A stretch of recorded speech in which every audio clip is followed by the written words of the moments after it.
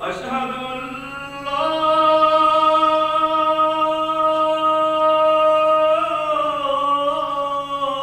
إله إلا الله.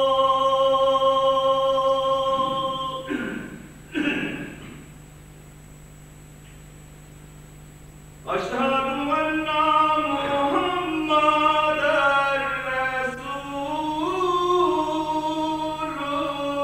الله.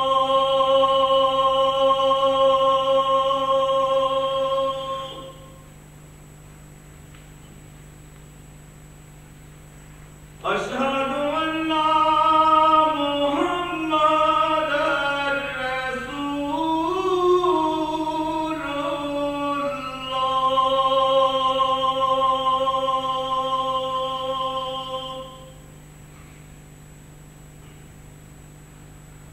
حي على الصلاة.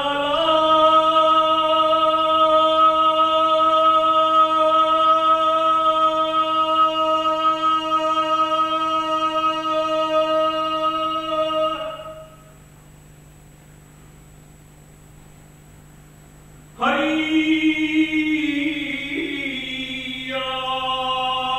الصلاة.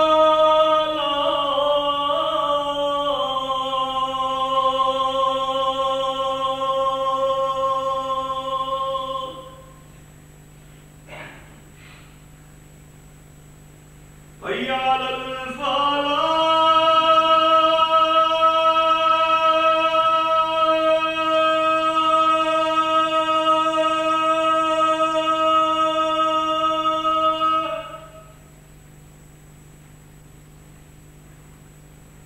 حي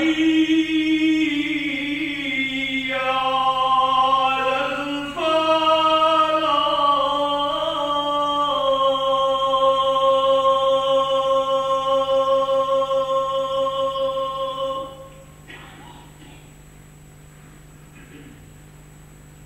الله أكبر.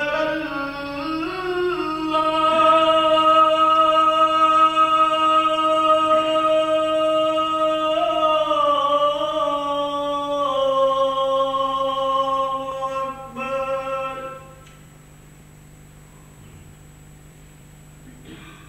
لا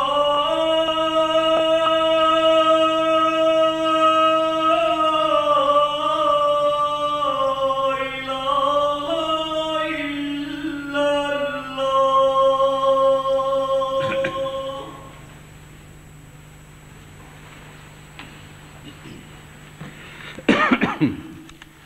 أشهد أن لا إله إلا الله وحده لا شريك له وأشهد أن محمدًا عبده ورسوله.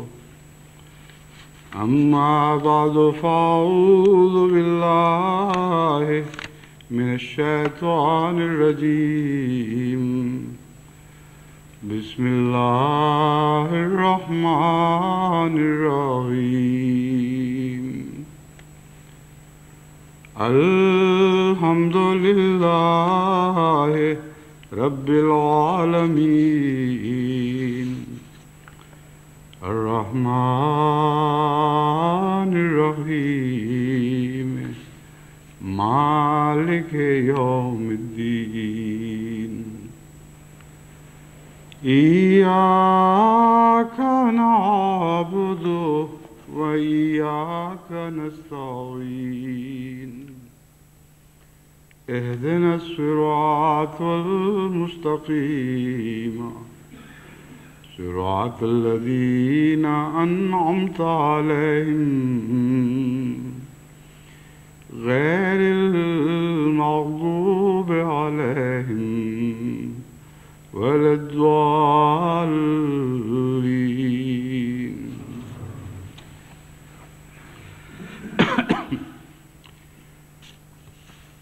علامہ اقبال نے ایک دفعہ اپنی ایک نظم میں خدا تعالیٰ کو مخاطب کرتے ہوئے یہ عرض کیا کہ بھی اے حقیقت منتظر نظر آ لباس مجاز میں کہ ہزاروں سجدے تڑپ رہے ہیں میری جبین نیاز میں. یہ وہی لقاء کا مضمون ہے جو پچھلے 2 خطبوں میں بیان کرتا رہا ہوں، لیکن ایک ایسی آنکھ نے لقاء کے مضمون کو دیکھنے کی کوشش کی جو عرفان سے آ رہی تھی۔ چنانچہ اسی مضمون کو حضرت نواب مبارکہ بیگم نے ایک جوابی نظم میں بیان فرمایا۔ علامہ اقبال نے تو یہ کہا تھا کہ کبھی اے حقیقت منتظر نظر آ لباس مجاز میں، کیوں نظر نہیں آتی کہ ہزاروں سجدے تڑپ رہے ہیں، اتنے سجدے میں نے تیرے حضور تیری لقاء کی خاطر کیے کہ گویا وہ سجدے آج بھی میری اس جبین نیاز میں تڑپ رہے ہیں جو میں زمین سے تیرے حضور رگڑتا رہا ہوں۔ حضرت نواب مبارکہ بیگم صاحبہ نے جواباً جو نظم لکھی اس کے چند شعر میں آپ کے سامنے رکھتا ہوں۔ انہوں نے لکھا، مجھے دیکھتا جو نہیں ہے تو یہ تیری نظر کا قصور ہے، مجھے دیکھ طالب منتظر مجھے دیکھ شکل مجاز میں کہ ہزاروں سجدے تڑپ رہے ہیں تیری جبین نیاز میں، مجھے دیکھ رفت کوہ میں، مجھے دیکھ پستی کاہ میں، مجھے دیکھ عجز فقیر میں، مجھے دیکھ شوکت شاہ میں، نہ دکھائی دوں تو یہ فکر کر کہیں فرق ہو نہ نگاہ میں کہ ہزاروں سجدے تڑپ رہے ہیں تیری جبین نیاز میں، مجھے ڈھونڈ دل کی تڑپ میں تو، مجھے دیکھ روئے نگار میں، کبھی بلبلوں کی صدا میں سن، کبھی دیکھ گل کے نکھار میں، میری ایک شان خزاں میں ہے، میری ایک شان بہار میں، مجھے دیکھ طالب منتظر مجھے دیکھ شکل مجاز میں کہ ہزاروں سجدے تڑپ رہے ہیں تیری جبین نیاز میں، میرا نور شکل ہلال میں، میرا حسن بدر کمال میں، کبھی دیکھ طرز جمال میں، کبھی دیکھ شان جلال میں، رگے جاں سے ہوں میں قریب تر، تیرا دل ہے کس کے خیال میں، مجھے دیکھ طالب منتظر مجھے دیکھ شکل مجاز میں کہ ہزاروں سجدے تڑپ رہے ہیں تیری جبین نیاز میں۔ یہ جو نظارہ آپ نے حضرت نواب مبارکہ بیگم صاحبہ کے کلام میں دیکھا ہے، یہ عارفانہ ہونے کے باوجود لقاء کا وہ نظارہ ہے جو ابھی سطح سے تعلق رکھتا ہے، آفاقی نظر ہے، اس میں گہرائی بھی ہے، ہر سطح سے گویا وہ شیشے کی سطح ہے، نظر لوٹ کر واپس آنے کی بجائے خدا کی جانب اٹھتی ہے۔ جیسے بعض دفعہ زاویوں سے شیشے کو دیکھا جائے تو اپنا وجود دکھائی دینے کی بجائے دوسرا مقابل پر اس زاویے پر کھڑا ہوا ایک اور وجود دکھائی دیتا ہے، لیکن ایک اور نظر ہے خدا کو دیکھنے کی جو خدا کی ذات کے اندرونی مشاہدے سے تعلق رکھتی ہے۔ اس میں بھی ایک ظاہری نظر ہے، یعنی ظاہری تو نہیں کہنا چاہیے، وہ عرفان کی نظر ہی ہوا کرتی ہے، لیکن نسبتاً سطح سے تعلق رکھنے والی۔ جیسا کہ میں نے گزشتہ خطبے میں بیان کیا تھا، سائنسدانوں نے جو کائنات کا مطالعہ کیا ہے، اگر سائنسدان کی نظر سے آفاقی مطالعہ کیا جائے یا اندرون کا اپنی ذات کا مطالعہ کیا جائے تو ہر مطالعہ خدا تعالیٰ کی طرف لے کے جائے گا، اور انسان یوں لگتا ہے جیسے ایک آئینہ خانے میں چلا گیا ہے۔ آئینہ خانے میں تو ایسا نظارہ ہوتا ہے کہ جدھر دیکھے انسان ادھر خود ہی دکھائی دیتا ہے اپنے آپ کو، یعنی اپنی صورت ہی دکھائی دیتی ہے، مگر یہ عرفان کا آئینہ خانہ وہ ہے جس میں ہر طرف خدا دکھائی دینے لگتا ہے۔ لیکن یہ بھی نظارہ جیسا کہ میں نے بیان کیا ہے ابھی نسبتاً سطحی ہے۔ قرآن کریم میں اللہ تعالیٰ نے یہ مضمون ہمارے سامنے رکھا، والذین جاہدوا فینا لنہدینہم سبلنا، وہ لوگ جو میری خاطر جہد کرتے ہیں، کوشش کرتے ہیں، جو میری ذات کی تلاش میں رہتے ہیں، لَنَهْدِيَنَّهُمْ سُبُلَنَا، ہم ہیں جو اپنی راہیں ان کو دکھاتے ہیں۔ پس محض جوہد سے جو نظارے دکھائی دیتے ہیں اسے لقاء نہیں کہا جا سکتا۔ لقاء کے لیے اپنے محبوب کا خود جھک کر ہاتھ پکڑنا ضروری ہے، ورنہ دور کے نظارے تو دل کی بعض دفعہ پیاس بجھانے کی بجائے اور بھڑکا جایا کرتے ہیں۔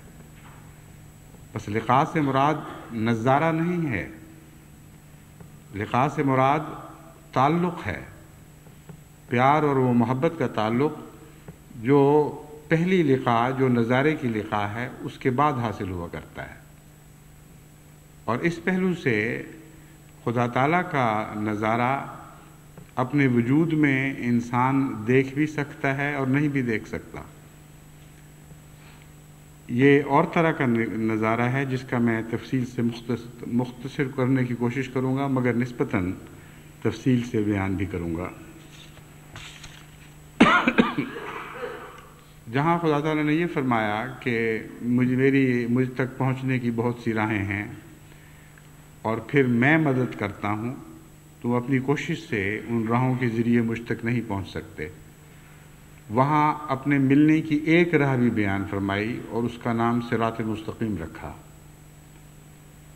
چنانچہ جہاں فرمایا لَنَهْدِيَنَّهُمْ سُبُلَنَا، ہم اپنی راہوں کی طرف ان کو ہدایت دیتے ہیں، وہاں یہ دعا سکھلا دی کہ ربنا اهدنا الصراط المستقیم، کہ اے خدا ہمیں صراط مستقیم کی راہ دکھا۔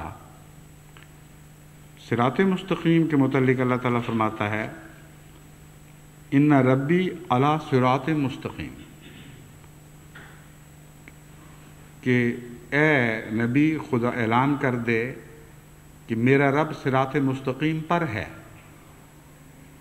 پس اس مضمون کو سمجھنے کے بعد اہدنا کی دعا کا مفہوم زیادہ وضاحت کے ساتھ سمجھنے کی انسان میں اہلیت پیدا ہو جاتی ہے۔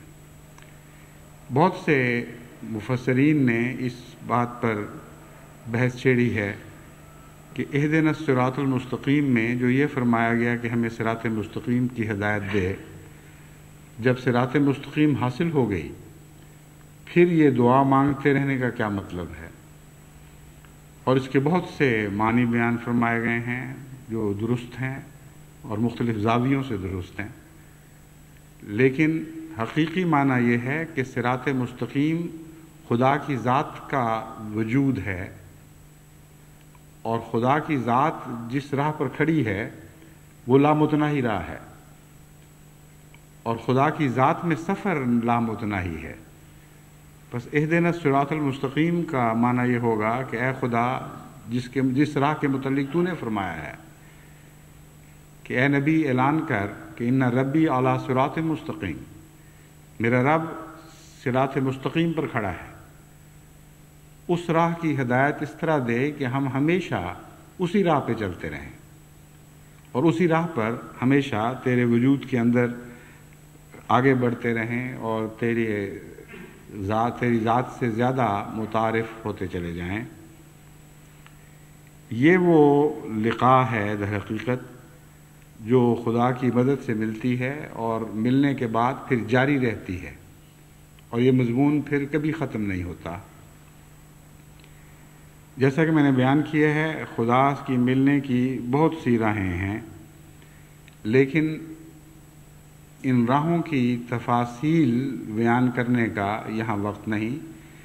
ان میں سے آج کے مضمون کے لیے میں نے ایک راہ اختیار کی ہے اور وہ عجز کی راہ ہے۔ حضرت اقدس مسیح موعود علیہ السلام نے اس مضمون پر اپنے منظوم کلام میں بھی بہت پیارے رنگ میں روشنی ڈالی ہے، اور اپنے نثر کے کلام میں بھی بہت ہی پیارے رنگ میں روشنی ڈالی ہے۔ فرماتے ہیں بدتر بنو ہر ایک سے اپنے خیال میں، شاید اسی سے دخل ہو دارالوصال میں۔ چھوڑو غرور و کبر کے تقوی اسی میں ہے، ہو جاؤ خاک مردی مولا اسی میں ہے۔ پھر فرماتے ہیں جو خاک میں ملے اسے ملتا ہے آشنا، اے آزمانے والے یہ نسخہ بھی آزما۔ بس سب سے زیادہ قریب راہ اور آسان بھی اور مشکل بھی عجز کی راہ ہے۔ اپنے آپ کو گرا دینا آسان ہے، اس لیے میں نے اسے آسان راہ کہا، لیکن جب تکبر کے ڈنڈے کے سہارے انسان کا پھولا ہوا خیمہ کھڑا ہوا ہو تو جب تک وہ ڈنڈے نہ توڑے جائیں اس خیمے کا گرنا آسان نہیں ہوا کرتا۔ اس لیے ایک پہلو سے یہ راہ آسان ہے اور ایک پہلو سے مشکل ہے، لیکن جہاں تک خدا کی لقاء کا تعلق ہے اس میں قطعاً کوئی شک نہیں کہ عجز کے بغیر خدا تعالیٰ سے کی لقاء ممکن نہیں ہے، اور عجز انسان کو مختلف پہلوؤں سے نصیب ہوتا ہے، اور اس مضمون پر بھی آپ اگر غور کریں تو آپ حیران ہوں گے کہ بڑے بڑے عاجز بندے بھی جو حقیقتاً عجز کی کئی منازل طے کر چکے ہوتے ہیں بہت سے پہلوؤں سے عجز سے عاری ہوا کرتے ہیں۔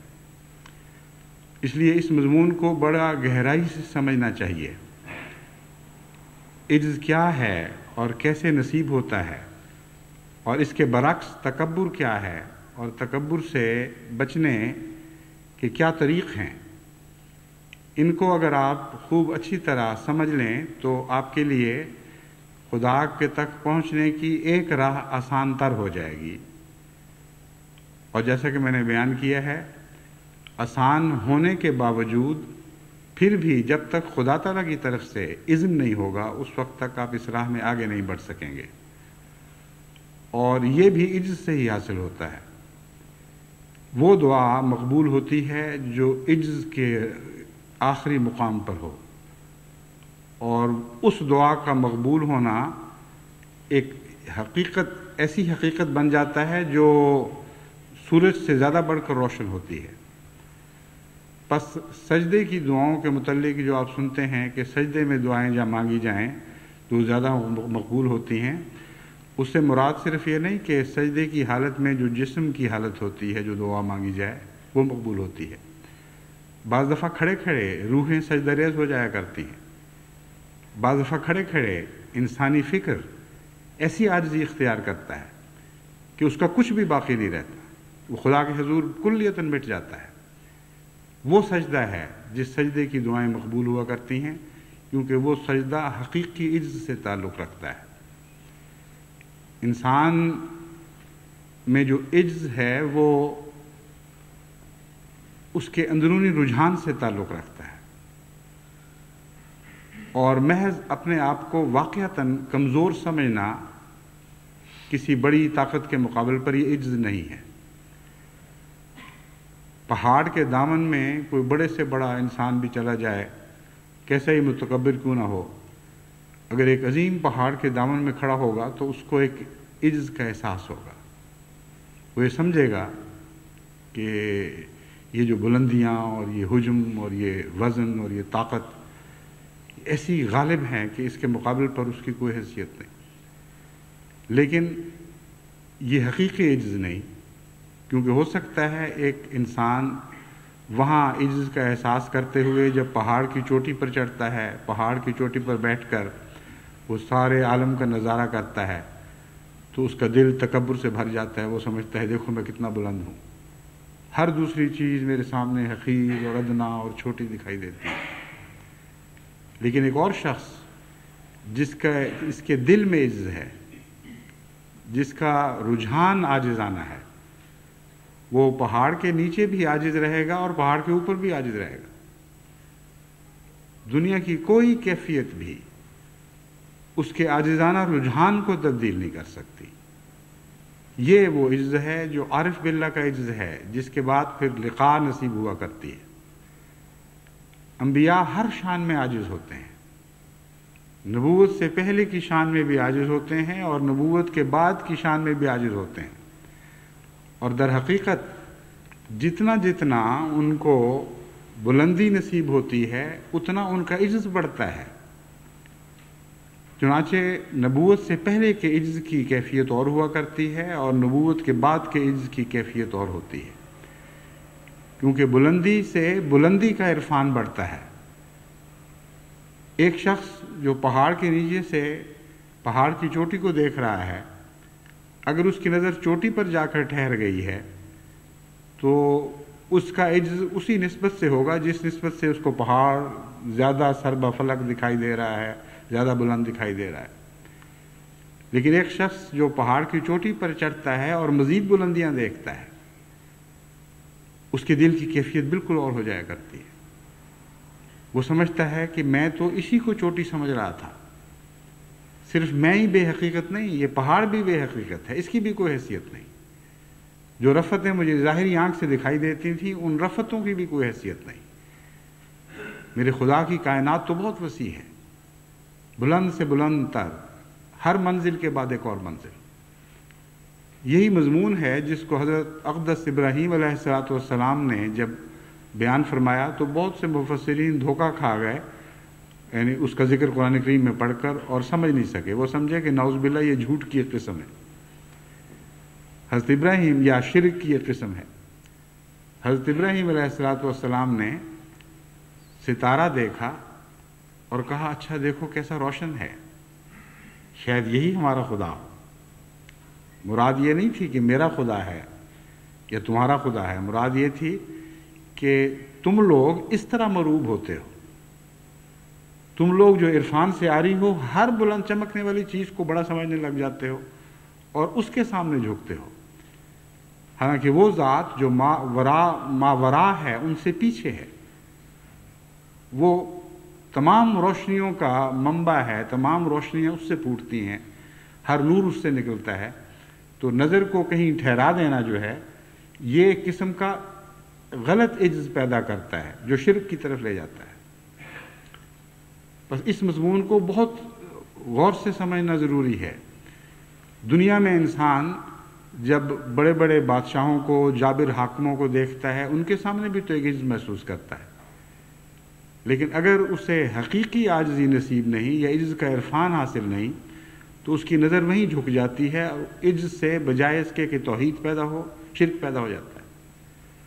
بس حضرت ابراہیم علیہ السلام نے اپنے خداداد عرفان سے اس بات کو اس رنگ میں تمثیلاً بیان فرمایا کہ دیکھو اوہو یہ تو ستارہ ڈوب گیا، یہ تو میرا خدا نہیں ہو سکتا، ہاں چاند نکلا ہے، دیکھو کیسا روشن، کیسا خوبصورت، زیادہ پر نور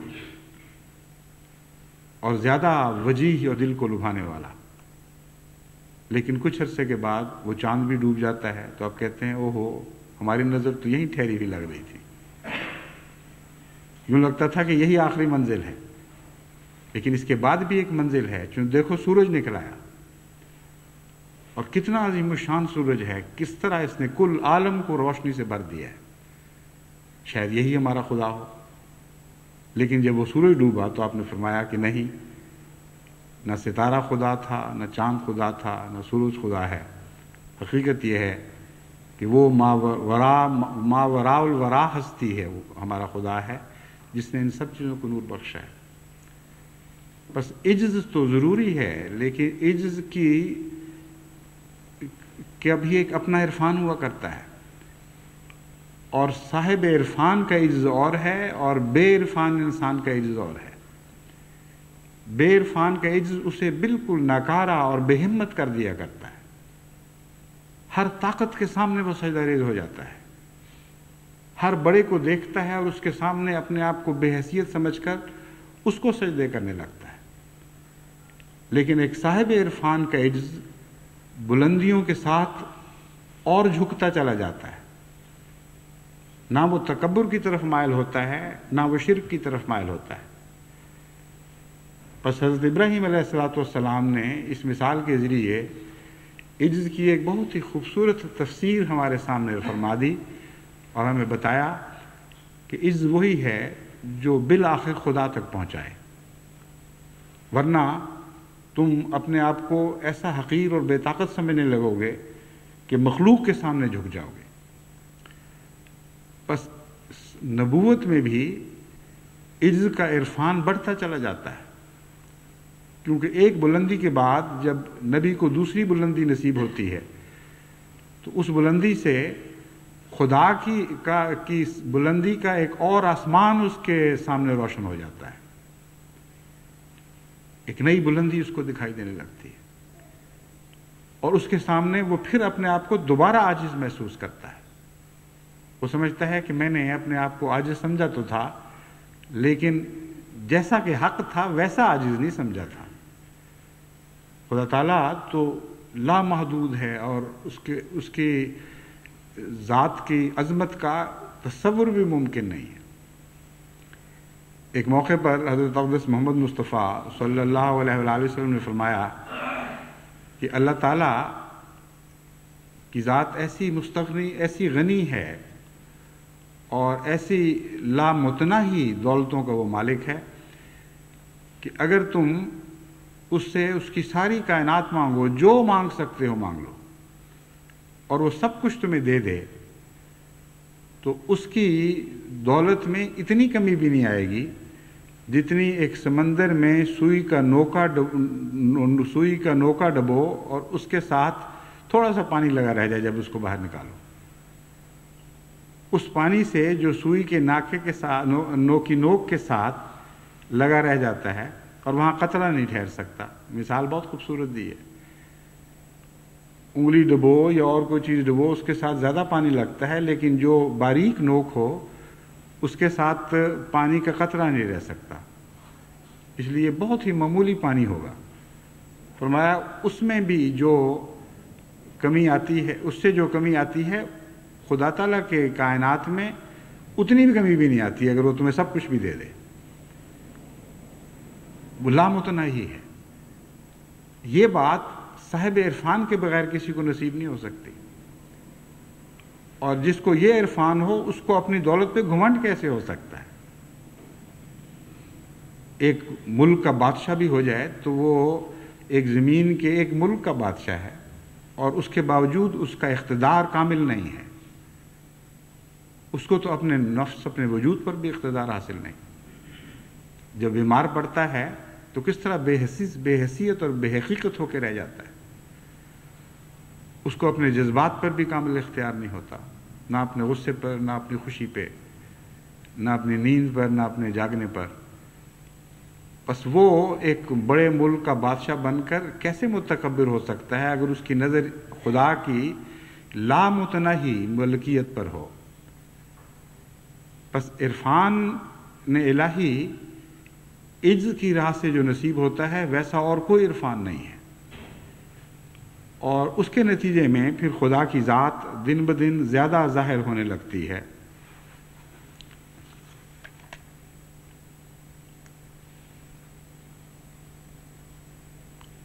یہی وجہ ہے کہ بعض دفعہ بعض صوفیاء نے غلطی کی اور عجز کو ظاہری رنگ دینے لگے، اور آپ نے دیکھا ہوگا کہ وہ اپنے اوپر مٹی ڈالتے تھے، بعض اوقات اپنے کپڑے بھاڑ لیتے تھے، گندے کر لیتے تھے، اور ایسا رنگ اختیار کرتے تھے جیسے وہ دنیا میں سب سے زیادہ گندے اور غلیظ اور بیکار لوگ ہیں۔ یہ ایک اظہار تھا کہ ہم کچھ بھی نہیں، لیکن امر واقعہ یہ ہے کہ اللہ تعالیٰ تو جمال کو پسند کرتا ہے۔ وہ جو کچھ نہیں کی حالت ہے وہ بیرونی حالت نہیں ہے، وہ ایک اندرونی کیفیت کا نام ہے، اور بعض دفعہ بیرونی کیفیت اس اندرونی کیفیت سے بالکل متقابل ہوتی ہے، اس سے بالکل برعکس دکھائی دیتی ہے۔ چنانچہ حضرت عبد القادر جیلانی کے متعلق آتا ہے کہ وہ بڑے خوش پوش تھے، بہت ہی خوبصورت اور نہایت قیمتی لباس پہنا کرتے تھے۔ تو کسی نے ان سے پوچھا کہ یہ کیا بات ہے، آپ تو بڑے بزرگ اور خدا کے خاص پیارے بندے ہیں۔ انہوں نے کہا میں نہیں پہنتا جب تک مجھے خدا نہ کہے۔ ان کے دل کی پسند تھی جو خدا کی خاطر چھوڑ دینے پر تیار بیٹھے تھے، لیکن اللہ نے اس پر نظر فرمائی اور کہا نہیں پہنو۔ تو بعض دفعہ خدا اپنے بندے کی دل کی پسند پوری کرنے کے سامان خود فرماتا ہے، اور اس کا عجز ان کپڑوں میں چھپ جاتا ہے۔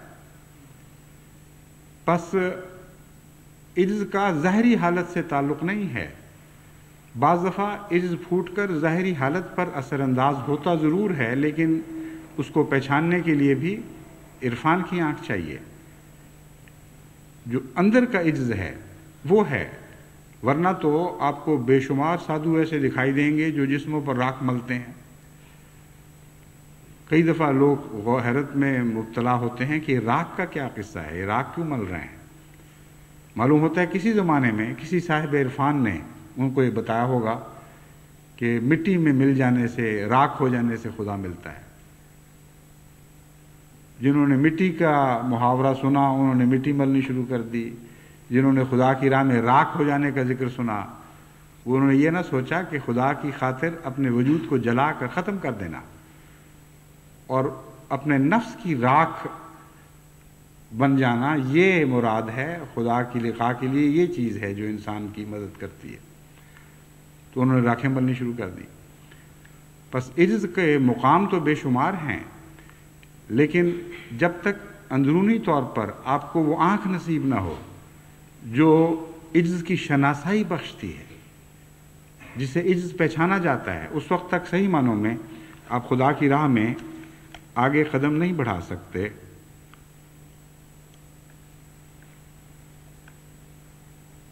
ایک اور پہلو سے جب ہم عجز کے مضمون پر نظر ڈالتے ہیں تو وہ اس کی برعکس صورت کو دیکھ کر عجز کا مضمون ظاہر ہونا شروع ہو جاتا ہے، اور وہ ہے تکبر۔ تکبر عجز کا بالکل برعکس ہے، اور تکبر ایک ایسی چیز ہے جو انسان اور خدا کے درمیان ایک مکمل جدائی پیدا کرنے والا مضمون ہے، کیونکہ تکبر ایک ایسی چیز ہے جو خدا کے سوا کسی کو زیب ہی نہیں دیتا۔ یہ وہ صفت ہے جس میں خدا کا کوئی نبی شریک نہیں ہے، صرف خدا ہے جس کے متعلق جس کے صفات میں لفظ متکبر آتا ہے، اور بڑی شوقت والی صفت ہے۔ بڑا ہی رعب پیدا ہوتا ہے انسان پر جب انسان خدا کی صفت متکبر پر غور کرتا ہے۔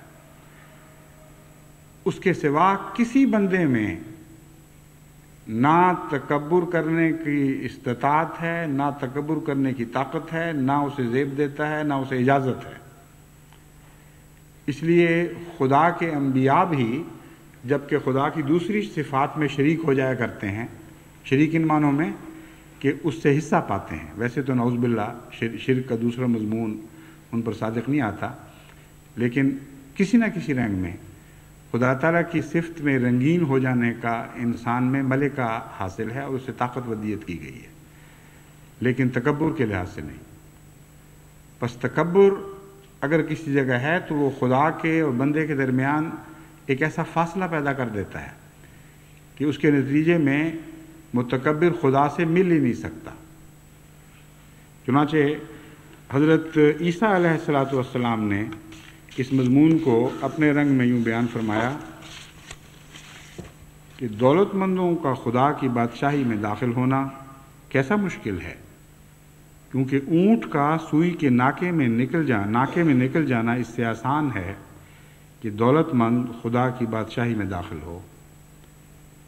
اس زمانے میں غالباً دولت مند ہی زیادہ متکبر ہوا کرتے تھے، اس لیے وہ دولت مند کہہ کر دراصل متکبر کا مضمون باندھا گیا ہے۔ لیکن قرآن کریم نے اس مضمون کو نہایت زیادہ کمال کے ساتھ اور بہت ہی حسین انداز میں بیان فرمایا ہے، اور اس مضمون کو جو ابتدائی دکھائی دیتا ہے حضرت مسیح کے قول کی صورت میں اسے مکمل کر دیا ہے۔ یعنی قرآن کریم کے بیان میں یہ مضمون اپنے ختم کو پہنچ گیا ہے، اس سے بڑھ کر یہ مضمون بیان نہیں ہو سکتا۔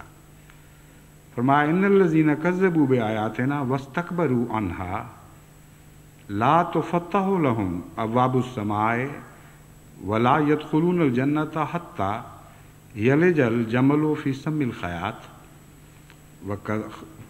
الخیاط خیات ہے لفظ، وہ میں جب پڑھتا ہوں تو بعض دفعہ لوگوں کو شبہ پڑتا ہے کہ فتح کے ساتھ پڑھا ہے، لیکن وہ پڑھنے کی طرز میں ہے فرق، بعض دفعہ بعد میں بھی لوگ پوچھتے ہیں تو میں ان کو سمجھانے کے لیے بتا رہا ہوں۔ فی سم الخیات وکذالک نجزی المجرمین، فرمایا یقیناً وہ لوگ جنہوں نے ہمارے نشانات کو جھٹلایا، واستکبروا عنہا، اور ان سے تکبر اختیار کیا، لا تفتح لہم ابواب السماء، ان کے لیے آسمان کے دروازے نہیں کھولے جائیں گے، ولا يدخلون الجنت، اور وہ جنت میں داخل نہیں ہوں گے، حتی یلج الجمل فی سم الخیات، یہاں تک کہ اونٹ سوئی کے ناکے میں داخل ہو جائے۔ اب دیکھیں ان دونوں عبارتوں میں کتنا فرق ہے۔ اول تو محض دولت مند کا بیان نہیں فرمایا گیا، بلکہ ہر قسم کی تکذیب کرنے والے کو متکبر فرمایا گیا۔ امر واقعہ یہ ہے کہ خدا کے نشانات بے شمار ہیں، یہاں صرف انبیاء کی تکذیب مراد نہیں ہے، بلکہ ساری کائنات میں اللہ تعالیٰ کی آیات پھیلی پڑی ہیں، اور متکبر ہر آیت کی تکذیب کرتا چلا جاتا ہے، وہ دیکھتا ہے، استفادہ کرتا ہے، خدا کی آیات میں ڈوبا ہوا ہے دن رات، ان آیات کے سہارے زندہ ہے، ہر سانس ان آیات کا محتاج ہے، زندگی کا ہر لمحہ ان آیات کے سہارے چل رہا ہے، اور ایسا غافل ہے اور ایسا بے وقوف اور اندھا ہے کہ اس کے باوجود آیات کا انکار کرتا چلا جائے، ان سے تکبر کی راہ اختیار کرتا ہے، سمجھتا ہے کہ میری ادنا غلام ہے، میں جس طرح چاہوں ان سے سلوک کروں، اور کوئی مالک نہیں ہے جس کے سامنے میں اپنے اس استفادے کے لحاظ سے جواب دے ہوں۔ جو چیزیں ہیں وہ میرے فائدے کی خاطر اس طرح بنائی گئی ہیں جیسے میں مالک ہوں، اور یہ چیزیں میرے لیے بنائی جانی خدا پر فرض تھی۔ یہ رجحان ہے جو متکبر کے دل میں پیدا ہو جاتا ہے۔ بس جہاں اس کا فضل اپنا ہاتھ کھینچ لے، وہیں ایسا شخص اچانک ننگا ہو جاتا ہے، یعنی اس کا رجحان بالکل کھل کر سامنے آ جاتا ہے۔ وہ کہتے ہیں خدا ہوتا کون ہے میرے ساتھ یہ سلوک کرنے والا؟ اتنی دنیا پڑی ہوئی ہے، فلاں ٹھیک ہے، فلاں ٹھیک ہے، میں ہی بیمار ہونا تھا، مجھے ہی بیمار ہونا تھا، میرے بچوں پر یہ مصیبت ٹوٹنی تھی۔ اور وہ یہ نہیں سوچتا کہ اس کی ساری زندگی، اس کے وجود کا ایک ایک ذرہ اس کی یہ طاقت کے خدا پر باتیں کرتا ہے۔ یہ بھی خدا کی آیات میں لپٹی ہوئی ایک داستان ہے جو انہی کے ذریعے چل رہی ہے۔ اس داستان کا اپنا کوئی وجود نہیں، آیات کے ذریعے ہی یہ داستان دکھائی دیتی ہے، گویا ہے، لیکن حقیقت میں آیات ہی ہیں صرف۔ بس آیات باری تعالی سے روگردانی کرنا اور اس سے منہ موڑ لینا، یہ ایک ایسا گناہ ہے جس کے متعلق قرآن کریم سے پتہ چلتا ہے کہ یہ بخشش کے لائق نہیں ہے، اور یہی حقیقت میں تکبر کو پیدا کرنے والا گناہ ہے، جس سے پھر تکبر پیدا ہوتا ہے اور بالآخر انسان بخشش سے محروم رہ جاتا ہے۔ قرآن کریم نے ایسے لوگوں کا حال بیان فرمایا کہ جب ہم ان پہ نعمتیں کرتے ہیں تو وہ کہتے ہیں اکرمن، کہ دیکھو میرے رب نے میری عزت افزائی کی ہے، اور جب ہم ان سے نعمتیں شبد کہ اکرمن، کہ میرے رب نے دیکھو میری عزت کی ہے، اور جب ہم نعمتیں چھینتے ہیں تو کہتے ہیں اہانن، خدا نے میری توہین کر دی ہے۔ یعنی خدا کون ہوتا تھا مجھے ذلت دینے والا اور رسوا کرنے والا؟ اس نے یہ نعمتیں مجھ سے واپس لے کر یا مجھ پر ان کی راہیں بند کر کے میری توہین کی ہے۔ بس وہ لوگ جو کائنات کو غفلت کی نظر سے دیکھتے ہیں اور اپنے وجود کو بھی غفلت کی نظر سے دیکھتے ہیں، ان کو یہ آیات دکھائی نہیں دیتی، اور ان کے اندر پھر تکبر پیدا ہونا شروع ہو جاتا ہے۔ فرمایا وستکبروا، بس آغاز شروع کیا آیات سے غفلت کرنے کے ذکر سے، اس کے نتیجے میں جو بیماری تباً پیدا ہوتی ہے، پھر اس مضمون کو بیان فرمایا واستکبروا عنہا، پھر فرمایا لا تفتح لہم ابواب السماء، یہ نہیں کہا کہ جنت میں داخل نہیں ہوں گے، فرمایا ان پہ رفتوں کا کوئی دروازہ بھی کھولا نہیں جائے گا، کتنا عظیم الشان اور کتنا کامل مضمون ہے. یعنی وہ لوگ جو خدا کے سامنے بڑے بنتے ہیں اور اونچے ہوتے ہیں، ان پر رفتوں کا کوئی دروازہ نہیں کھولا جائے گا. وہی ہیں جو سب سے زیادہ ذلیل اور سب سے زیادہ گرے ہوئے لوگ ہیں. چنانچہ آن حضرت صلی اللہ علیہ وآلہ وسلم نے قرآن کے اس مضمون کے مطابق اس کا برعکس نقشہ یوں کھینچا کہ خدا کے وہ بندے جو تواضع کرتے ہیں ان کے متعلق اللہ تعالیٰ کی خبر یہ ہے، رفعناہم الی السماء السابع، جو اس کے الفاظ حدیث کے عربی میں تو مجھے یاد نہیں اس وقت، یعنی یاد تھے لیکن اس ذہن سے اس وقت گزر گئے ہیں، کہ وہ بندے خدا کے جو خدا کے حضور تواضع کرتے ہیں، اللہ تعالیٰ انہیں 7ویں آسمان پر اٹھا کے لے جاتا ہے. الی السماء السابع، اور زنجیر سے لپیٹ کر گویا کہ ان کو آسمان کی بلندی پر نہیں بلکہ 7ویں آسمان کی بلندی تک پہنچایا جاتا ہے. بس قرآن کریم نے فرمایا وَاسْتَكْبَرُوا عَنْهَا لَا تُفَتَّحُ لَهُمْ أَبْوَابُ السَّمَاءِ، جو تکبر کرتا ہے اس پر رفتوں کے دروازے نہیں کھولے جاتے. اور آن حضرت صلی اللہ اذا تواضع العبد، یہ الفاظ ہیں، اذا تواضع العبد رفعہ اللہ الی السماء السابع، کہ جب بھی کوئی بندہ خدا کا تواضع کرتا ہے، یعنی جھکتا ہے، گرتا ہے، اس کے حضور عاجزی اختیار کرتا ہے، رفعہ اللہ الی السماء السابع، اس کو خدا 7ویں آسمان کی بلندی تک اٹھا لے جاتا ہے.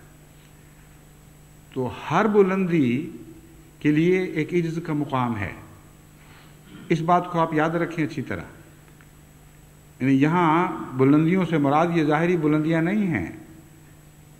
ہر انسان کے لیے کچھ اس کی خلقت میں بلندی پانے کی استطاعت موجود ہے، اور ہر انسان کا آسمان الگ الگ آسمان ہے. تبھی خدا تعالیٰ نے مختلف نبیوں کو معراج کی رات آن حضرت صلی اللہ علیہ وآلہ وسلم کو مختلف آسمانوں پر دکھایا ہے. ان سے خدا نے کوئی ناانصافی نہیں فرمائی. ہر شخص کی بلندی کی ایک استطاعت ہے، اور اس بلندی تک وہ بلند ہو سکتا ہے. چنانچہ مسلم موعود کی پیشگوئی میں اس مضمون کو یوں بیان فرمایا گیا، وہ اپنے نفسی نقطۂ آسمان کی طرف یا آسمان تک اٹھایا جائے گا. یعنی خدا تعالیٰ نے اس کو جتنی صلاحیتیں بخشی ہیں، اس کا وہ آخری نقطہ جو آسمان پر مقدر ہے وہاں تک وہ رسائی پا جائے گا. یعنی وہ اپنی قوتوں کو ضائع نہیں کرے گا اور اپنی صلاحیتوں سے بھرپور فائدہ اٹھائے گا، یہاں تک کہ اللہ تعالیٰ اس کو توفیق بخشے گا کہ جو رفتیں اس کے لیے مقدر تھیں وہ ان کو حاصل کر لے گا. بس اس آیت نے ہمیں سمجھایا کہ عجز کے ذریعے بلندیاں حاصل ہوتی ہیں، اور یہاں رفت سے مراد صفات باری تعالیٰ ہیں، کیونکہ حقیقت میں ظاہری آسمان کی طرف اٹھایا جانا کوئی حقیقت نہیں رکھتا. یہاں ہرگز ظاہری آسمان مراد نہیں. نہ کبھی آج تک ہم نے دیکھا ہے کہ زنجیروں سے باندھ کر خدا نے کسی سجدہ کرنے والے کو سجدے کی حالت سے اٹھا کر کسی اوپر جو نظر آنے والے جو میں پہنچا دیا ہو. بس یہ کیسے ہو سکتا ہے کہ حضور صلی اللہ علیہ وسلم خبر دیں اور واقعہ نہ ہو؟ لیکن یہ واقعہ ہر روز گزرتا ہے. ہزاروں لاکھوں بندگان خدا ایسے ہیں جو سجدوں کی حالت میں اٹھائے جاتے ہیں، اور ضروری نہیں کہ وہ سجدہ ظاہری سجدہ ہو.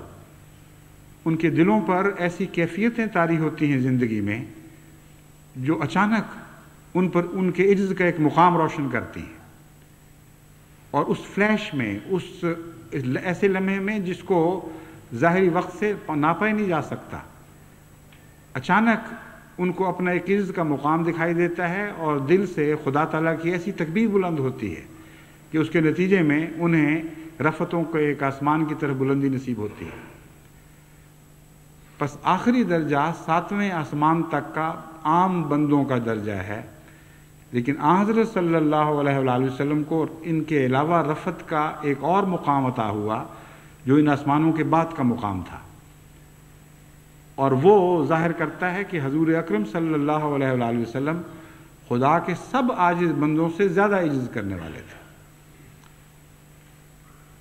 اس لیے عجز والے کو بلندی عطا ہوتی ہے اور سچی بلندی حاصل کرنے والے کو عجز نصیب ہوتا ہے. یہ دو مضمون آپس میں ایک دوسرے کے ساتھ بندھے ہوئے ہیں اور یہی لقاء کا مضمون ہے. کیونکہ قرآن کریم میں جس معراج کا ذکر ہے وہ لقاء کا معراج ہے. کسی ظاہری آسمانوں کا سفر تو نہیں ہے جس طرح کے بعض علماء بیچارے اپنی ناسمجھی میں اور بینائی بصیرت کی کمی کی وجہ سے سمجھ بیٹھے ہیں کہ نعوذ باللہ کوئی ظاہری گھوڑا اترا، اس کے اوپر حضرت صلی اللہ علیہ وسلم سوار ہوئے اور پھر وہ اڑنا شروع ہوا پروں کے ساتھ، یہاں تک کہ ایک ایک آسمان کو پیچھے چھوڑتا چلا گیا. یہ بچگانہ تصور ہے. اصل میں حضرت صلی اللہ علیہ وآلہ وسلم نے یہ پیغام دیا، خدا نے یہ پیغام دیا تھا کہ تو عجز کے ایک ایسے مقام تک پہنچ گیا ہے جس میں بنی نوع انسان میں کوئی تیرا شریک نہیں رہا. ان معنوں میں خدا کی توحید کا ایک پرتو حضرت صلی اللہ علیہ وآلہ وسلم پر پڑا جو کسی اور انسان پر، کسی نبی پر نہیں پڑا. کہ ایک رنگ میں آپ بھی واحد ہو گئے اور یکتا ہو گئے.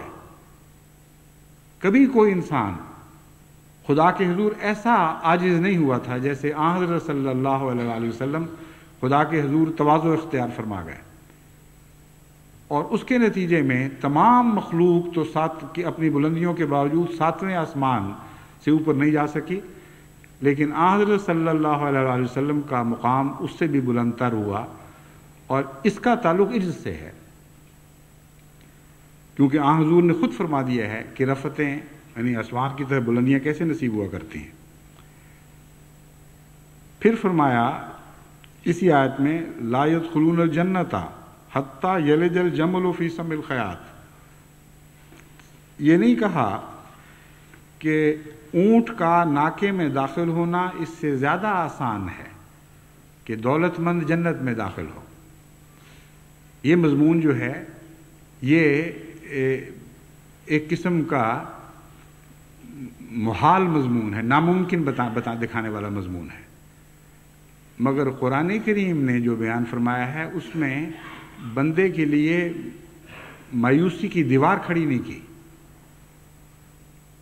یہاں یہ فرمایا ہے یہاں تک کہ اونٹ داخل ہو جائے، یہ مضمون فرمایا ہے. اور تکبر کا اونٹ کم بھی ہو سکتا ہے، اس کا جسم چھوٹا بھی ہو سکتا ہے، اس کی کجیاں دور بھی ہو سکتی ہیں. اونٹ کی مثال بڑی خوبصورت مثال ہے. حضرت مسیح کو بھی یہ مثال دی گئی اور حضرت صلی اللہ علیہ وآلہ وسلم کو بھی یہی مثال سکھائی گئی، لیکن طرز میں کتنا فرق ہے.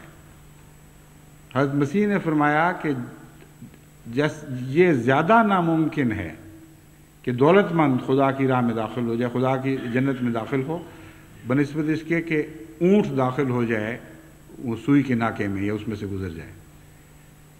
قرآن کریم فرماتا ہے نہیں، جب تک اونٹ اس قابل نہیں ہو جاتا کہ سوئی کے ناکے سے نہ گزر جائے اس وقت تک جنت کا راستہ بند ہے. اور اونٹ کی مثال اس لیے دی گئی ہے ہاتھی کی بجائے، ہاتھی ورنہ زیادہ بڑا جانور ہے، قرآن کریم میں ہاتھی کا ذکر بھی موجود ہے، کہ اونٹ میں ایک ٹیڑھا پن بھی ہے. اس لیے تکبر میں جو کجی پائی جاتی ہے اس کی مثال اونٹ سے بہتر نہیں دی جا سکتی تھی. صرف بڑا ہی نہیں ہوتا بلکہ اس کے اندر ایک ٹیڑھا پن بھی پایا جاتا ہے.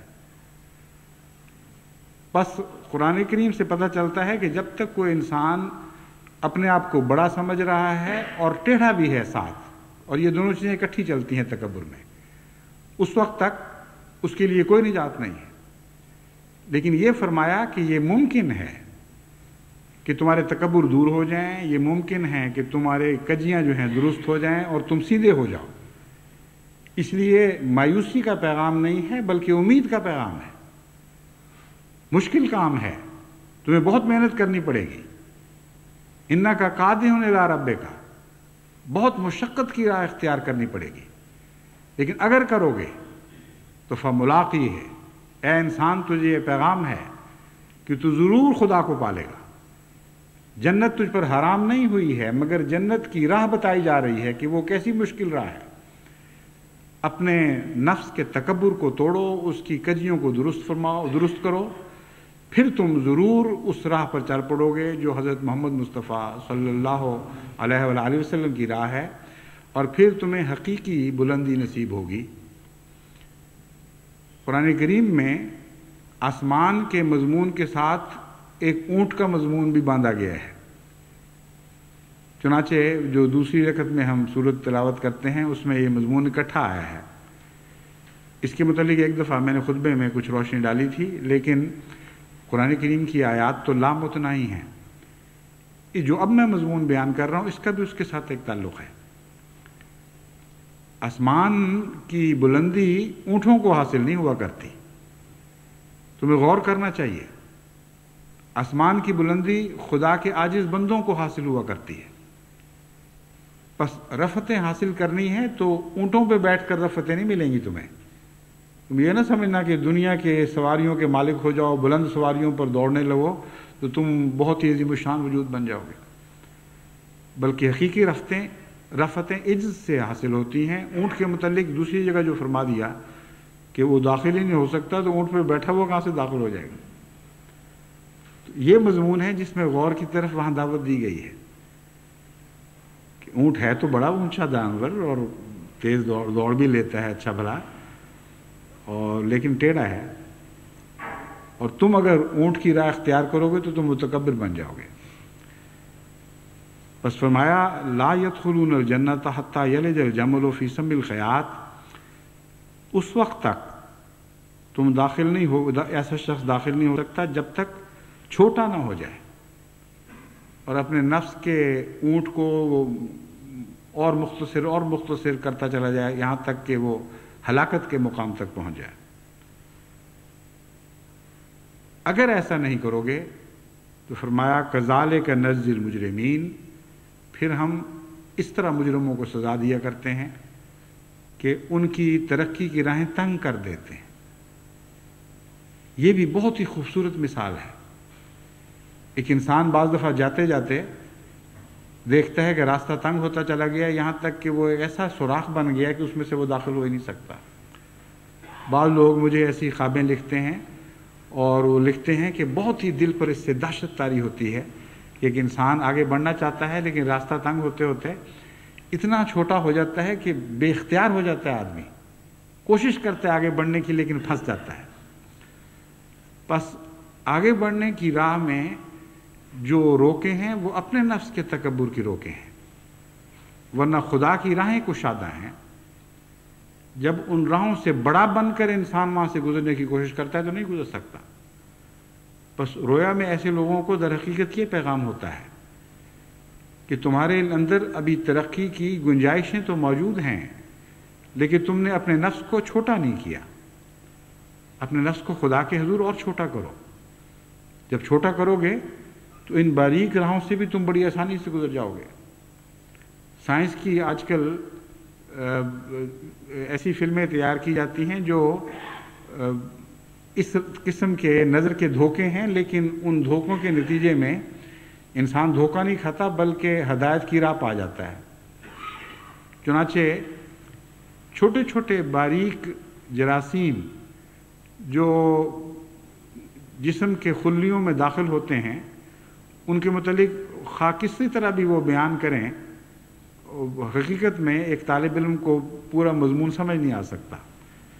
تو سائنس کے ذریعے انہوں نے ایسے نظر کے دھوکے بنا لیے ہیں کہ ایک آدمی جو سمجھا رہا ہے کہ اندر کیا ہے وہ اتنا چھوٹا دکھائی دیتا ہے کہ اس کے مقابر پر خلیہ لگتا ہے ایک بہت بڑا ہال ہے، اور پھر وہ خلیے میں اترتا ہے ان باریک نالیوں کے ذریعے جو بڑی مشکل سے دکھائی دیتی ہیں، اور وہ چھوٹا سا آدمی اس میں جا کر پھر وہ پھر رہا ہے چاروں طرف، وہ اندر چیزیں دیکھ رہا ہے، وہ بچوں کو دکھا رہا ہے کہ دیکھو میں اس وقت فلاں جگہ پہنچ گیا ہوں، یہاں نیوکلیس کی یہ شکل ہے، یہ خلیے کے پردے اور نیوکلیس کے درمیان کا پانی ہے، یہاں اس قسم کی پیگمنٹس ہیں، یہ ہے وہ ہے۔ اور وہ ایسا مزیدار نظارہ ہوتا ہے کہ وہ بچے کے دل پر ہمیشہ کے لیے نقش ہو جاتا ہے، یا طالب علم کے ذہن پر ہمیشہ کے لیے نقش ہو جاتا ہے۔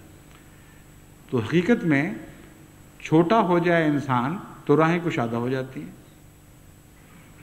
اور خدا کی راہ میں چھوٹا ہونا ضروری ہے، کیونکہ خدا کی راہ پہ آپ نے چلنا ہے اور وہاں بڑے بن کر نہیں چلا جا سکتا. اور اس پہلو سے بہت سے اور ایسے زاویے ہیں جن کو آپ کے سامنے رکھنا ضروری ہے. تکبر کے متعلق حضرت مسیح موعود علیہ الصلوۃ والسلام نے بعض بہت ہی پیاری نصیحتیں فرمائی ہیں، وہ بھی آپ کے سامنے رکھنی ضروری ہیں. لیکن چونکہ اب وقت ہو گیا ہے، 1 گھنٹے کے قریب وقت ہو گیا ہے، اس لیے باقی باتیں انشاءاللہ آئندہ جمعہ میں بیان کروں گا. یہ وہ جمعہ ہے جس کا خطبہ اس وقت فرینکفرٹ اور میونخ میں بھی سنا جا رہا ہے. اب خدا تعالیٰ نے دیکھیں نئے نئے ایسے آلات مہیا فرما دیے ہیں، نئے نئے سائنس کے انکشافات ایسے ہو چکے ہیں جن کے نتیجے میں انسانی آواز کی پہنچ کہاں سے کہاں پہنچ گئی ہے. بس وہ بھی ہمارے شریک ہیں، اور اللہ تعالیٰ ان منتظمین کو جزا دے جن کی کوششوں کے ذریعے یہ آواز براہ راست دوسرے ملکوں کے لوگ سن سکتے ہیں، اور ان لوگوں کو بھی ہدایت دے جن کی کاوش فکر کے نتیجے میں ایسی ایسی چیزیں ایجاد ہوئیں. احسان مند ہونے کا ایک یہ بھی طریق ہے. بس رمضان مبارک میں جب آپ دعائیں کریں تو اپنے ہر محسن کے لیے دعا کیا کریں. مجھے ایک بچی کی بات بہت ہی پیاری لگتی ہے. وہ چودھری شاہ نواز صاحب مرحوم کی نواسی ہے. وہ چھوٹی سی تھی تو اسے ماں باپ نے سمجھایا کہ بیٹا دعائیں کرو، رمضان ہے یا ویسے کسی موقع پر کہا ہوگا، بہت دعائیں کیا کرو. تو ایک دن اس سے پوچھا کہ تم نے کیا کیا دعائیں کیں، بتاؤ تو صحیح. اس نے کہا میں نے جو دعائیں کی امی کے لیے، نانی کے لیے، نانا کے لیے، ابا کے لیے، فلاں کے لیے، فلاں کے لیے، اس کے علاوہ میں نے اس کے لیے بھی دعا کی جس نے آئس کریم ایجاد کی تھی. انہوں نے کہا ہے اس کے لیے کیوں دعا کی؟ انہوں نے کہا دیکھو اس نے بچوں کا دل خوش کر دیا. اب یہ بات تو بچگانہ ہے لیکن عارفانہ بھی ہے. ہم لوگ جب بندوں کا احسان نہیں دیکھ سکتے تو خدا کا احسان بھی نہیں دیکھ سکتے. اس بات کو حضرت صلی اللہ علیہ وآلہ وسلم نے بیان فرمایا، من لم یشکر الناس لم یشکر اللہ. بس خدا کے عرفان کی باتیں تو ہم کر رہے ہیں، اگر بندے کا عرفان نہ ہوا تو خدا کا بھی نہیں ہوگا. تو ہر محسن کے احسان پر نظر رکھتے ہوئے اس کے لیے دل میں جذبہ تشکر رکھیں، اور اگر براہ راست کچھ نہیں کر سکتے تو دعا کیا کریں. اپنی دعاؤں کے ذریعے آپ احسان کا بدلہ اس رنگ میں اتار سکتے ہیں کہ ظاہری طور پر جو بدلے اتارے جاتے ہیں اس سے بہت بڑھ کر ایسے شخص کو جزا پہنچ جاتی ہے. اور اس طرح ہر راہ میں آپ کو، بندوں کی راہ میں بھی اور دوسری راہوں میں بھی، آفاقی طور پر بھی اور اندرونی طور پر بھی، ہر مطالعے میں خدا دکھائی دینے لگے.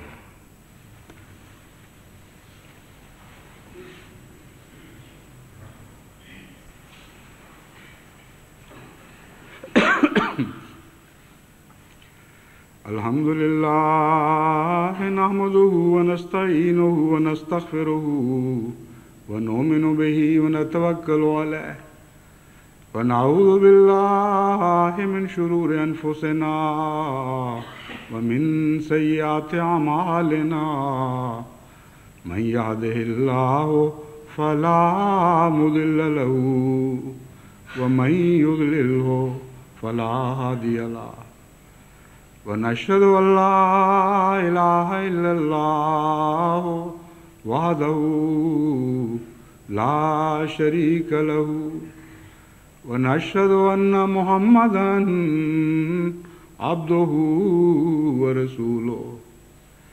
عباد الله رحمكم الله، إن الله يأمر بالعدل والإحسان وإيتاء ذي القربى وينهى عن الفحشاء والمنكر والبغي يعظكم لعلكم تذكرون. اذكروا الله يذكركم وادعوه يستجب لكم ولذكر الله أكبر